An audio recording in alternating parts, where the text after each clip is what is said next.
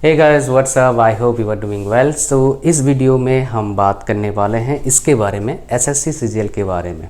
जिसको बिल्कुल नहीं पता उसको पता लगेगा, फुल फॉर्म में नहीं पता उसको पता लगेगा क्या होता है। तो ये हम बातें करेंगे और बात करेंगे IITians एग्ज़ाम को क्यों लिख रहे हैं। ये अभी नहीं, काफ़ी टाइम से लिख रहे हैं IITians, और बीटेक वाले बच्चे काफ़ी टाइम से इस एग्ज़ाम को लिख रहे हैं। आप शायद सोचते होंगे बी वाले बच्चे लिखते नहीं क्या? भाई बीटेक दोनों सेम है, इसमें कोई भी डिफरेंस नहीं है। ना प्राइवेट जॉब में कोई डिफरेंस है, ना गवर्नमेंट जॉब में कोई डिफरेंस है। तो कोई सोचने वाली बात ही नहीं है, ठीक है। तो यहाँ पर आ जाइए। सो पहले बात करते हैं क्या, और बात करेंगे बता देता हूँ पहले। एलिजिबिलिटी क्राइटेरिया क्या होता है, एग्ज़ाम पैटर्न इसका क्या है, कटअप कितना जाता है, फीस कितना लगता है, वो बातें, कितने बच्चे फॉर्म भरते हैं वो भी बता दूंगा, कितने वैकेंसीज आता है वो भी बता दूंगा, सिलेबस क्या रहता है वो हम बात करेंगे, एंड सैलरी कितना मिलता है वो भी बात करेंगे इसी वीडियो में। तो पहले हम बात करते हैं एसएससी सीजीएल है क्या। तो बेसिकली एक हमारा रिक्रूटमेंट बोर्ड है। जैसे हर जो सेक्टर है उस सेक्टर के रिक्रूटमेंट बोर्ड होता है। रेलवे का आरआरबी है, रेलवे रिक्रूटमेंट बोर्ड। वैसे एसएससी है, एसएससी जो रिक्रूट करती है ये सेंट्रल गवर्नमेंट के अंडर आती है। एसएससी का फुल फॉर्म क्या है, स्टाफ सिलेक्शन कमीशन। और एसएससी बहुत सारे एग्ज़ाम्स करवाती है।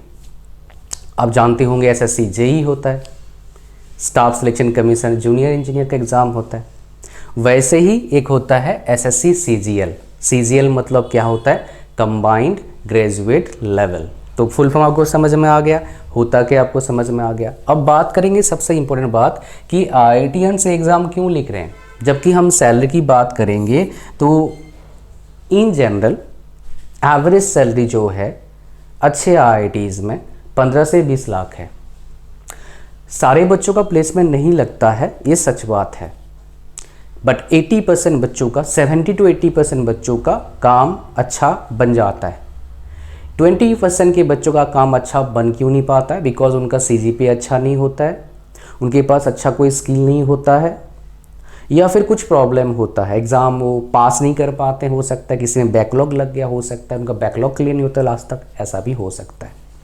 तो उस केस में कंपनीज़, आप किसी भी कॉलेज से पढ़ो, इतना इंटरेस्ट लेते नहीं है। जब इतना पैसा देती कंपनी ना, तो चाहती है भाई 1 लाख रुपये दे रहा हूँ, 10 लाख उससे कमाऊंगा, मैं तो इसको रगड़ के पैसे कमाऊंगा। कंपनी का हमेशा ऐसा ही मोटो होता है कि आपको रगड़े और पैसे कमाए। बिकॉज वो कोई भाई कोई भंडारा नहीं चला रहा है, माता जी का भंडारा, चलो चलो भाई खाना खा लो, ऐसा नहीं हो रहा है वहाँ पर। वो बिज़नेस कर रहे हैं तो उनको ही पैसे कमाना है, आपको ही पैसे कमाना है। तो जब तभी आपको लेंगे जब उनको दिखेगा कि इस बंदे से हम पैसे कमा पाएंगे। पैसा भैया, समझ रहे हो। तो आपको बहुत कुछ आना चाहिए उनके फर्स्ट चॉइस बनने के लिए, समझ गए। अच्छा, तो IITians ऐसे एग्ज़ाम क्यों लिख रहे हैं? सबसे बड़ा जो रीज़न है मैं आपको बता देता हूँ। आप सोचेंगे नहीं सर काम नहीं करना पड़ेगा, ऐसा नहीं है। एसएससी सीजीएल में मेरे काफ़ी नोन का जॉब लगा है, मेरे स्टूडेंट का ही जॉब लगा है।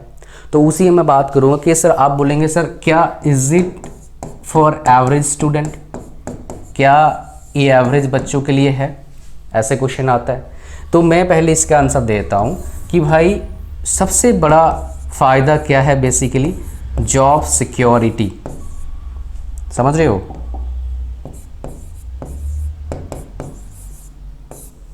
Job security. जॉब सिक्योरिटी की वजह से वो क्या करते हैं, बेसिकली सरकारी में जॉब लेना चाहते हैं। अब सारे को इंटरेस्ट नहीं होता, ऐसे में मुझे इंटरेस्ट नहीं है भाई सरकारी में, पहले वो बता देता हूँ। होता तो पढ़ा नहीं रहा था, जॉब कर रहा होता, क्रैक हो चुका था। तो जॉब सिक्योरिटी की वजह से वो क्या करते हैं, वो अपना इस तरह का एग्ज़ाम देते हैं। खाली एसएससी सीजीएल नहीं, वो बैंक PO का भी एग्ज़ाम देते हैं, वो UPSC के भी एग्ज़ाम देते हैं। समझ रहे हो, ये सारे एग्ज़ाम देते हो, जहाँ लग गया भाई वहीं नौकरी ले लो। अब बात क्या आता है सर, इसमें सैलरी क्या ठीक ठाक मिलता है, वो हम बात में बताएंगे सैलरी कितना मिलता है। बिकॉज फिक्स नहीं है, वेरिएबल है, तो मैं आपको बताऊंगा। आप मुझे एक बताइए नीचे कमेंट में, क्या बोलना है आपको। आप मुझे कमेंट बताओ कि भैया आप कहाँ से हो, और लाइफ में जॉब के रिगार्डिंग क्या आप जॉब करना चाहते हैं। पहली बात, अगर जॉब करना चाहते हो, ठीक है, अगर जॉब करना चाहते हो तो कितना सैलरी आपके लिए सही रहता है भाई, सैलरी कितना आपका सही है आपके लिए, मतलब हाउ मच सैलरी आपको मिलना चाहिए आपके हिसाब से, जिससे आपका कहानी बन जाएगा बढ़िया से, समझ रहे हो। तो बात करते हैं अपन अब इसके एग्ज़ाम पैटर्न के बारे में बता देता हूँ मैं, एलिजिबिलिटी क्राइटेरिया के बारे में बता देता हूँ। तो सबसे पहले इसी के बारे में बात करेंगे। तो CGL का आ गया, देखिए ये नोटिफिकेशन कब आता है मैं आपको पूरा इसका हिसाब किताब दूंगा इसी एक पेज पर, फिर सिलेबस पर अपन चलेंगे, फिर आगे जो आंसर है बता दूंगा आपको। तो IITians क्यों एग्ज़ाम को लिखते हैं, मेनली जॉब सिक्योरिटी, और एक है थोड़ा कम स्ट्रेस है as compare to high level job, जहाँ ज़्यादा सैलरी आपको मिलेगा, बहुत ज़्यादा स्ट्रेस कंट्रोल करना आपको आना चाहिए, नहीं तो आप बीमार हो जाओगे 2-4-6 महीने 1 साल में, 2-4 साल में आपको एंजाइटी, डिप्रेशन और BP वगैरह हो जाएगा अगर आप हैंडल करना नहीं सीखे। तो भाई अगर आप स्टूडेंट हैं, आप ज़्यादा पैसे कमाना चाहते हो, तो अपना ब्रेन को, अपना माइंड को ट्रेन करो, अपना दिल को ट्रेन करो कि स्ट्रेस ना ले किसी भी सिचुएशन में, सिचुएशन को हैंडल करना सीखे, स्ट्रेस ना ले। स्ट्रेस लेगा तो भैया बीमार होगा। मेरे पास पर्सन कंसल्टेशन के लिए बहुत सारे लोग आते हैं, बहुत से लोग बोलते हैं कि हम जॉब चेंज करना चाहते हैं बिकॉज हमें पसंद नहीं आ रहा, हमें बहुत स्ट्रेस हो रहा है। तो आप अगर स्टूडेंट है मेरे भाई, ये चीज़ सीखिए, एग्ज़ाम से पहले आपको बहुत स्ट्रेस होता है, स्ट्रेस ना लेके पढ़ाई करो, स्ट्रेस अपने आप कम हो जाएगा, बिकॉज आपके अंदर कॉन्फिडेंस लेवल अप हो जाएगा। कहानी समझ पा रहे हैं मैं क्या बोल रहा हूँ मैं। सो हर साल एग्ज़ाम होता है, इसका एडवांटेज है। नोटिफिकेशन कब आता है, अप्रैल में नोटिफिकेशन आता है इसका, बट कभी कभी चेंज भी होता है, बट मैंने जो देखा है रिसेंट वो बता रहा हूँ आपको। टोटल एप्लीकेशंस कितने होते हैं, टोटल एप्लीकेंट्स लगभग फॉर्म भरते हैं 25 लाख के आसपास, बट यहाँ पर खास बात क्या है, सिर्फ 15% ही पढ़ाई करते हैं। तो 25 × 15 कर लो, इतने बच्चे हैं आपके कंपटीशन में लगभग, जिनमें से दिल लगा के पढ़ाई करते हैं कितना, 1 लाख के आसपास। और वैकेंसीज कितना होता है उसके बारे में बात करेंगे, उससे पहले बात करते हैं एलिजिबिलिटी कितना है। एनी ग्रेजुएट, कोई भी ग्रेजुएट इसका फॉर्म भर सकता है, 3 साल का हो 4 साल का हो, आप इसका फॉर्म भर सकते हो, एनी ग्रेजुएट। कुछ पोस्ट के लिए, बिकॉज इसमें बहुत सारे पोस्टें होते हैं, जैसे आप देख पा रहे हैं वैकेंसीज कितना है, 6000 से 9000, एक बार इसमें 20,000 भी वैकेंसी आया था। That is an exceptional thing, वो एक्सेप्शनल थिंग है भाई, उसको लेके चल नहीं सकते। इन जनरल 5000 कभी आता है, 8000 आता है, 9000 आता है, ऐसे वैकेंसीज के रहते हैं, विच इज़ गुड। मतलब क्या है, 1 लाख बच्चा अच्छा से प्रिपरेशन करता है, इसमें से 6-7 हज़ार 8 हज़ार वैकेंसीज रहता है, मतलब 100 में 8 बच्चे का जॉब लग सकता है, ये हिसाब किताब है, विच इज़ नॉट बैड। 8-10% अच्छा है, ठीक है। कितना एज आपका होना चाहिए, कुछ जॉब में मैक्सिमम देखा मैंने 1-2 पोस्टों के लिए 32 ईयर्स, एक है अनरिजर्व्ड कैटेगरी के लिए, बाकी जो 5 साल का 3 साल का जो आपको मिलता है एक्स्ट्रा वो तो है, बट यहाँ पर मैं बात कर रहा हूँ जो जनरल वाले हैं, यूआर वाले हैं, ठीक है। तो हमारे पास 27 ईयर मिनिमम, कुछ मतलब मैक्सिमम है 232 ईयर्स है, वो पोस्ट टू पोस्ट वेरी करता है। आगे बात करते हैं एप्लीकेशन फी कितना है, जनरल वालों का 100 रुपया है। आगे बात करते हैं एग्ज़ाम पैटर्न। तो एग्ज़ाम पैटर्न इसमें क्या है, 2 टीयर में होता है। फर्स्ट टीयर में क्या रहता है आपका, ये 4 चीज़ रहता है, general intelligence, awareness, aptitude and English. 100 question होंगे, 1 घंटा का पेपर होगा, हर क्वेश्चन 2 नंबर का होगा, 1/4 नेगेटिव मार्किंग होगा, यहाँ पर डाल दिया मैंने। किस लैंग्वेज में क्वेश्चन आएगा, हिंदी एंड इंग्लिश में। आगे बात करते हैं टीयर 2 का, जो इसमें पेपर होता है उसमें क्या होता है, सेशन 1 रहता है, सेशन 2 रहता है, इसमें पेपर 1 रहता है, पेपर 2 रहता है, पेपर 3 रहता है, ठीक है जी। तो यहाँ पर हम बात करें किसके बारे में, पहले बात करते हैं सेक्शन 1 सेक्शन, और यहाँ पर क्या है सेक्शन 2 एंड सेक्शन 3। सेक्शन 1 में, सेशन 1 में क्या, सेशन 1 का ये पार्ट है, तीनों है यहाँ पर, सेशन 2 में ये वाला है, ठीक है। तो सेशन 1 में आपका क्या है, 2 बार लिख दे इसलिए कन्फ्यूज़न हो रहा है। सो मैथ्स रीजनिंग 60 क्वेश्चन आएगा, 30 क्वेश्चन होगा इसमें, एंड 1 घंटे का होगा, 1 क्वेश्चन 3 नंबर का होगा। सेक्शन 2 में इंग्लिश रहेगा, जनरल अवेयरनेस रहेगा, 1 क्वेश्चन 3 नंबर का, टाइम 1 घंटे का। सेक्शन 3 में computer knowledge 20 question, 1 question 3 mark, 15 minutes time, but Q&A है, मतलब क्या है, क्वालिफाइंग नेचर है। यहाँ पर सेशन 2 में बात कर लेते हैं, डेस्ट है, data entry speed test basically इसका टेस्ट लेते हैं, ये भी क्वालिफाइंग नेचर का होता है। और इसमें क्या होते हैं 20% एरर अलाउड होता है जो जनरल कैंडिडेट है उनके लिए, बाकी के लिए। इसमें कितना टाइप होता है बेसिक इंप्रेशन 2000 होता है 15 मिनट में। मैं इसे काफ़ी ज़्यादा कर लेता हूँ लगभग, ठीक है, थोड़ा सा ज़्यादा, बहुत ज़्यादा नहीं, थोड़ा सा ज़्यादा कर लेता हूँ। सो पेपर 2 में, हालांकि पेपर 2 सबके लिए नहीं है, जो एलिजिबल है उनके लिए है। पेपर 2 स्टैटिस्टिक्स में 100 क्वेश्चन, एक क्वेश्चन 2 मार्क्स, टाइम 2 आवर्स का लगता है। पेपर 3 फाइनेंस एंड इकोनॉमिक्स से क्वेश्चन आता है, क्वेश्चन 100 होते हैं, क्वेश्चन 2 नंबर 2 आवर्स का रहता है। ये बेसिकली पूरा टियर 1 एंड टियर 2 का एग्ज़ाम पैटर्न है एसएससी सीजीएल का। आगे बात करते हैं, आ जाओ। एग्ज़ाम का स्ट्रेंथ क्या है? देखो, मैंने अपने एक स्टूडेंट से बात किया है एक पॉडकास्ट के ज़रिए। मेरे काफ़ी दोस्त, जैसे मैंने बोला, एसएससी सीजीएल का एग्ज़ाम करके क्रैक करके जॉब कर रहे हैं।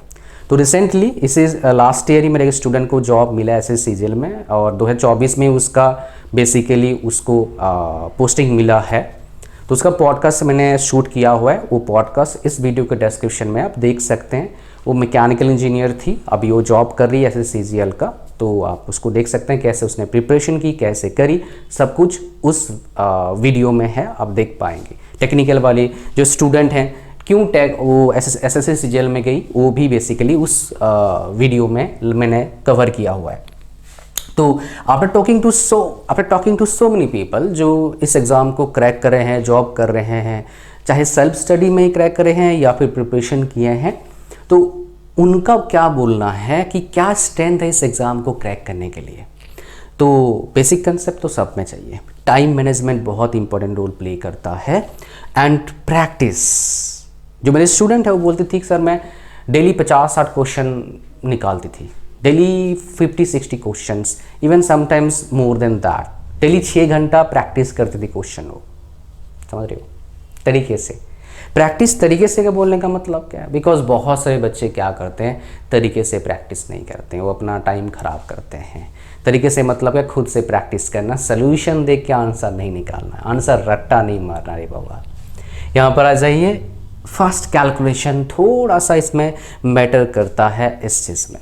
आ जाओ, कट ऑफ कितना रहता है टियर 1 का इन जनरल 150 से 170, ये मैं जनरल कैटेगरी की बात कर रहा हूँ। टियर 2 में 290 के आसपास, ये भी जनरल कैटेगरी की बात कर रहा हूँ। हर साल आगे पीछे होता है, डिपेंड करता है कैसा क्वेश्चन आया, कैसे बच्चों ने प्रिपरेशन करा, कितना वैकेंसीज आया, उस पर भी डिपेंड करता है। नेक्स्ट हम बात करते हैं जो इम्पॉर्टेंट है, सैलरी। भैया सैलरी क्या मिलेगा? तो इसमें आपको, ये आपके पास चार्ट है, ये डिपेंड करता है कौन से पे लेवल का आपको जॉब लगा है। तो पे लेवल 4 है, 5 है, 6 है, 7 है, 8 है। तो 40,000 से लेके 1 लाख तक का ग्रॉस सैलरी लगभग है। आगे पीछे होता है, डिपेंड करता है भाई पोस्ट क्या है आपका, कौन से लोकेशन में पोस्टिंग है, ये सारे और भी कुछ फैक्टर्स पर डिपेंड करता है। तो ये जो पे लेवल है ये 1,10,12 तक भी जाता है ग्रॉस सैलरी, बट मैंने यहाँ पर बीच का सारे का रखा है। जैसे ये सैलरी 40K लिखा है, 40K सबका नहीं होता है, बीच का रखा है, किसी का 41-42 होता है, किसी का 37-30 इन हैंड लगभग 32-35-36 तक आता है। वो डिपेंड करता है फिर से वैसे कहाँ आपका पोस्टिंग लगा है, उसके उस पर डिपेंड करता है कि भाई कितना आपका सैलरी होगा इन हैंड। कहानी समझ में आ जाओ। तो मैंने अब तक क्या कवर किया आपको बता देता हूँ। So let's go for that first. तो मैंने अब तक सिलेबस कवर नहीं किया, सैलरी बता दिया, कटअप बता दिया, एग्जाम पैटर्न, एलिजिबिलिटी बता दिया। अब चलते हैं सिलेबस। इसका सिलेबस बेसिकली वो क्या कवर करते हैं, अगर वो एक बार देख लेंगे तो आपके लिए बहुत ईजी हो जाएगा जो इसमें आपको मिलेगा। मैं आपको सिलेबस दिखा देता हूँ, दैट इज़ ऑल्सो इम्पॉर्टेंट। आपके दिमाग में क्वेश्चन चलेगा, सर आपने बताया नहीं, is it for average student? क्या एक एवरेज बच्चा क्रैक कर सकता है? यस, एवरेज बच्चा क्रैक कर सकता है। टाइम कितना लगता है? 2 साल के आसपास। बढ़िया से प्रिपरेशन कोई कर रहा है 2 साल में क्रैक हो जाता है। बस आपको क्या करना पड़ेगा, सोशल मीडिया से भागना पड़ेगा, फोकस करना पड़ेगा सिर्फ पढ़ाई पर, और डेली 10-12 से 15 घंटा आपको इसके पीछे लगना पड़ेगा 2 साल तक। तो कोई ना कोई एग्ज़ाम बढ़िया क्रैक हो जाता है, बिकॉज इसका जो सिलेबस है वो काफ़ी हद तक मिलता जुलता सिलेबस है बाकी नॉन टेक एग्ज़ाम्स के साथ। इवन टेक एग्ज़ाम्स में जो नॉन टेक पार्ट पूछा जाता है उसमें भी ये चीज़ें आपका कवर होता है, ठीक है। तो इसलिए ये सारा चीज़ें इंपॉर्टेंट है आपको, जैसे मैं बता रहा हूँ उस हिसाब से। So which is really important. I hope so you are getting my point, ठीक है जी। तो यहाँ पर आ जाइए, जो बात करेंगे सिलेबस के बारे में। And here you go. So ये तो इसके बाद आएगा सिलेबस। सो वीडियो को लाइक नहीं करा है तो लाइक कर दीजिए। ये तो एक स्कीम ऑफ एग्ज़ाम्स है, इसके बाद है, ठीक है जी। तो यहाँ पर हमारे पास सिलेबस लिखा आता है, बढ़िया सिलेबस इन्होंने दिया हुआ है। इंडिकेटिव सिलेबस टीयर 1 का, ये है रीजनिंग का सिलेबस, ठीक है। ये है रीजनिंग का सिलेबस। उसके बाद ये है जनरल अवेयरनेस का सिलेबस। आप स्क्रीनशॉट ले सकते हैं, पॉज करके थोड़ा पढ़ सकते हो क्या सिलेबस दे रहे हैं। ये है एप्टीट्यूड का सिलेबस, यहाँ से लेके यहाँ तक। ये है इंग्लिश का सिलेबस। ये हो गया टीयर 1 का सिलेबस।